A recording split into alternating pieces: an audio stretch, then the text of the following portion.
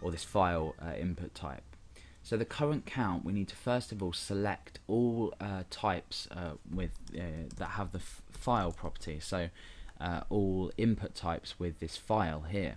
So we use a selector and we say input, and we have 2 square brackets, and then we say type equals file. Now we've successfully selected here all input types on the page, so all input types here which have the form type for file, sorry. And at the end of that we just put length without brackets like this. This is just going to count the amount of elements on the page. So at the moment, if we go ahead and alert out current underscore count,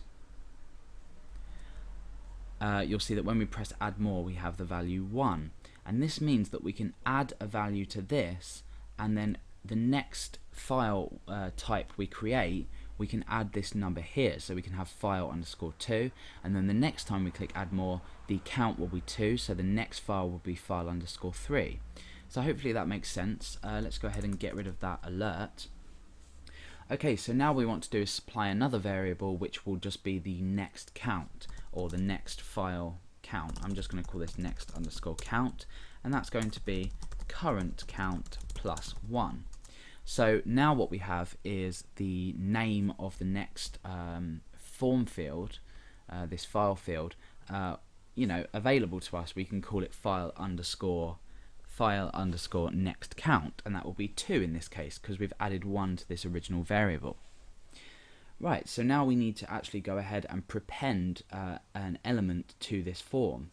So we need to first of all select the element that we want to prepend to, and this is file underscore upload.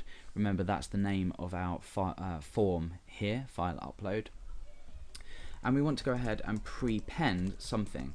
So we're going to do this inside single quotation marks, and this is essentially going to be paragraph tags, and then inside an input type of file with a name of file underscore, and this is going to be X. Now X is going to, in a minute when we modify this, be the next count variable here.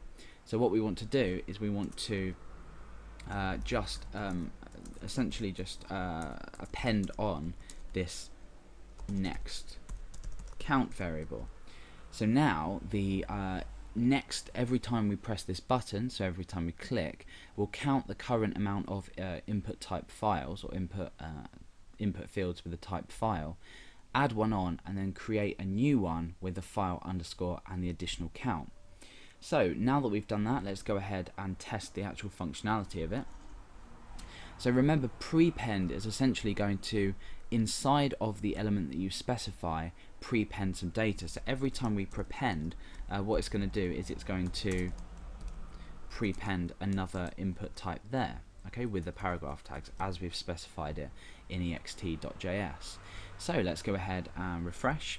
Let's click add more. You can see that it's prepending this code that we've supplied in ext.js. Now we need to go ahead, I'm just going to get rid of this at the top. Now we need to go ahead and check that it's actually submitting it properly. So if, for example, I was going to choose a file here and click upload, we've set the method to get, so we see file underscore 1 equals tartan.jpg. That's not a problem because that's the name that we gave. Now we need to know that this replacement of this variable, or this number here, has actually worked. So let's go ahead and check that. And we can check that by returning to the original page. We'll add, say, 3 different fields and upload 3 different files. Let's choose different files for each one. Upload, and now you can see that the variable that we replaced for the name has actually updated by 1, or incremented by 1. So we've got 1 here, 2 here, and then file 3 here, and that will continue as you add more. So you could add 100 and you would submit files. You would have 100 different input fields of the type file, with the name being file underscore, and then it would go from 1 to 100. So that's essentially it. This probably is the easiest way to do this, by just prepending this different element on. You'll notice that when we obviously upload, we lose all of these, and that's for the reason that we're not actually sending this to a file other than the start. So there are ways to make this slightly more efficient, but this gives a really short and quick example of how to achieve something like this, and how to file, obviously add different or additional file input types. Now if you were going to go ahead and handle this in the back end, so for example you would obviously go ahead and change this value here to post, so it's sent as post data with this enc type here, over here.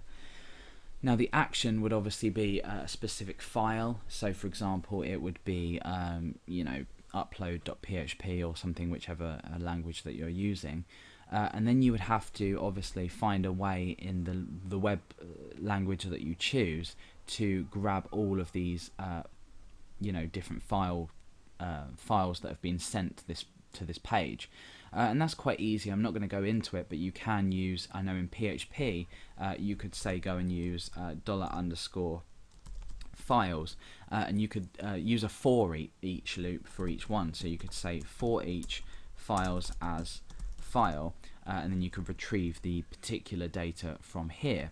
So it's quite easy to do with regards to actually processing the upload once you've sent it, but for now in jQuery that's how we would prepend you know, an additional element to a particular element. So the reason we're obviously prepending is because if we were going to go ahead and append and make these appear underneath each other, it would automatically appear under this add more link at the very end of the form. So there are obviously ways around this. You can use the next and previous functionality in jQuery, but I think prepending it's better because it then becomes the very most top element. So that's quite a quick and easy way to do it. Obviously there are ways to improve this code, but for now that's the quick and easy way to do this.